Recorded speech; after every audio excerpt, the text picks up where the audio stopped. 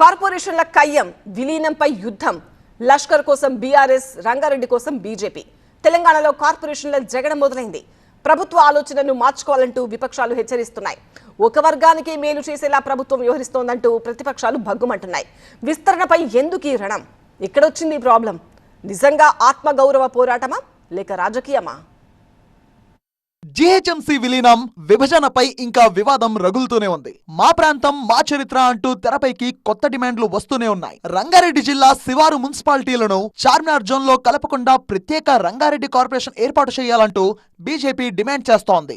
ఎంఐఎంకు లబ్ధి చేకూరేలా రేవంత్ సర్కార్ వ్యవహరిస్తోందని ఎంపీ విశ్వేశ్వర్ రెడ్డి ఆరోపించారు. మాకొక్క కార్పొరేటర్ వస్తే మీకు ముగ్గురు కార్పొరేటర్లు వస్తారు అంటే మీరే వెళ్తారు ఆ జిహెచ్ఎంసీ. దాని పేరేమో హైదరాబాద్ అంట. ఇది గిట్ట చేస్తే మొత్తము రంగారెడ్డి జిల్లాలో ఏదైతే మున్సిపాలిటీస్ లేకుంటే గ్రామాలు లేకుంటే కార్పొరేషన్ ఉన్నాయో అవి ఇంట్లో కలిపితే మా జీవితాలు నాశనం అయిపోతుంది. ఇక్కడ అభివృద్ధి కాదు.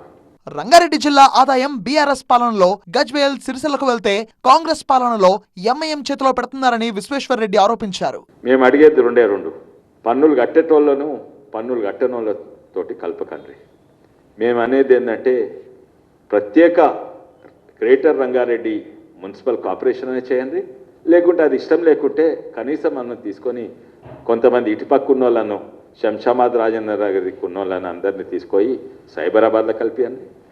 అండ్ అటు దిక్కు బడంగ్పేట్, బాలాపూర్, తుక్కుడా ఉన్నను మల్కాజిగిరిలో కలిపియండి. మజ్లిస్ పార్టీ విస్తరించకుండా జీహెచ్ఎంసీ ఎన్నికల్లో ప్రజల తీర్పు ఇవ్వాలన్నారు ఆ పార్టీ తెలంగాణ అధ్యక్షుడు రామచంద్రరావు. ఈ జీహెచ్ఎంసీ ఎన్నికల్లో కూడా మీ అందరూ కూడా భారతీయ జనతా పార్టీ మేయర్గా హైదరాబాద్లో మనం నిలబెట్టాలి. మజ్లిస్ని రానికుండా చేయాలి. ఈ కాంగ్రెస్ పార్టీ యొక్క హైదరాబాద్, తెలంగాణ, కర్ణాటక ఇక్కడ లేదు.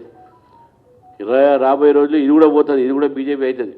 ఇక సికింద్రాబాద్ అస్తిత్వాన్ని కాపాడుకోవడానికే పోరాటం చేస్తున్నామన్నారు మాజీ మంత్రి తలసాని శ్రీనివాస్ యాదవ్. స్థానిక ప్రజల ఆకాంక్షలు నెరవేర్చాలని డిమాండ్ చేశారు.